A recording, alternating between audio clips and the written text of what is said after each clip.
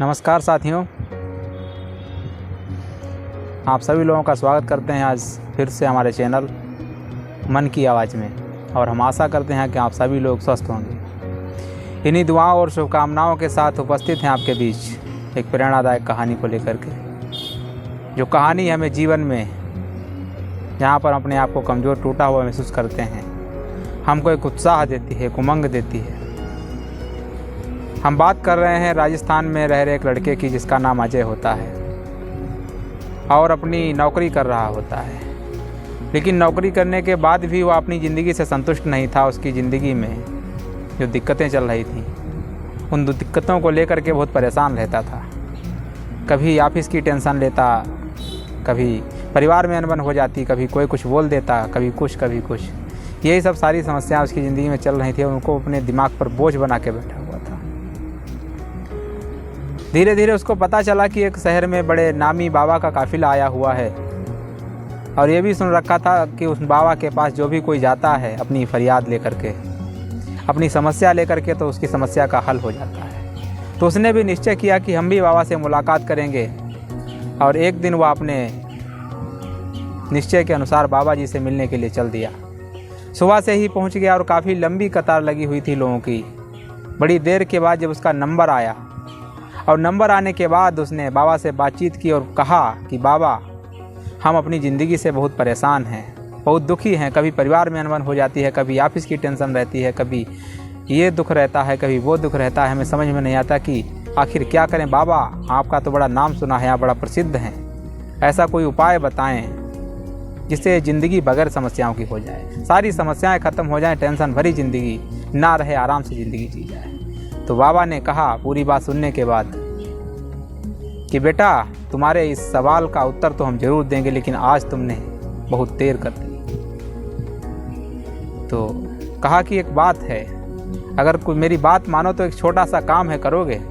अजय ने बड़े उत्साह के साथ कहा कि बाबा जी बताइए क्या काम करना है। तो अजय ने, बाबा ने कहा कि हमारे इस काफिले में 100 ऊँट रहते हैं, जिनकी देखभाल करने वाला व्यक्ति आज बीमार पड़ गया है। अगर ऐतराज ना हो तो उन ऊँटों की देखभाल तुमको करनी है। और एक बात है कि तुमको तभी सोना है जब सारे 100 के 100 ऊँट सो जाएं।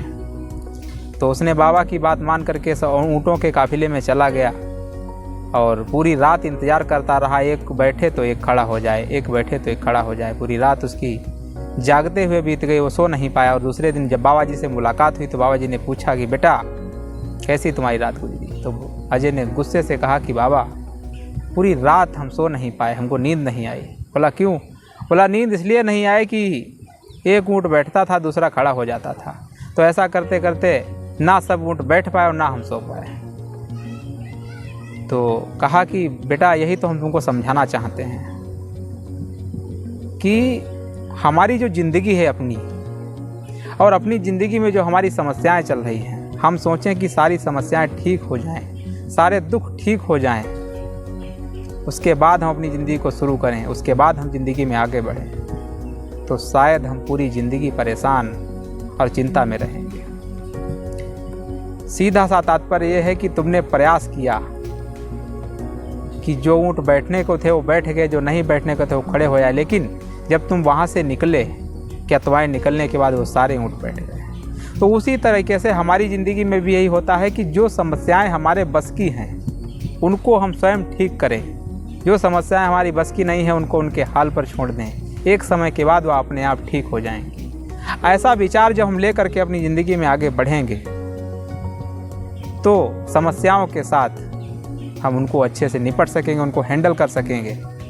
और हम ये विचार में अगर रहे कि 100 के 100 ऊँट सोएंगे, सारी की सारी समस्याएं खत्म होंगी, सारी रेड लाइन जो रोड पर सारी बत्ती जो होगी वो हरी होगी, तब हम चलना शुरू करेंगे। तो दोस्त, ऐसा नहीं है।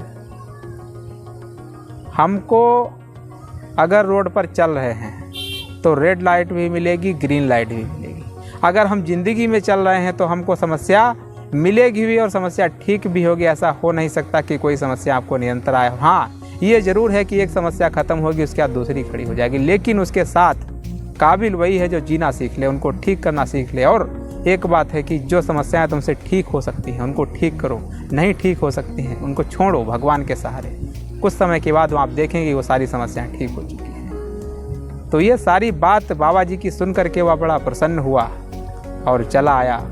फिर उसने अपनी ज़िंदगी को अच्छे से जिया और जब भी कभी समस्याओं में घिरता तो उसे याद आता, एहसास होता कि यार ये सारी समस्याएं कभी ख़त्म होने वाली नहीं हैं, इनके साथ जीना है।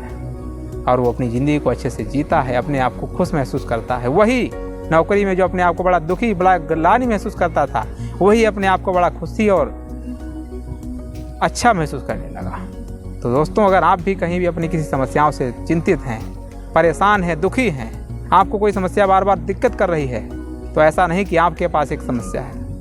हर आदमी के पास समस्या है। एक समस्या के बाद दूसरी समस्या आ जाती है, लेकिन एक समस्या के बाद दूसरी समस्या ठीक भी हो जाती है। ऐसा मान के चलना। धन्यवाद।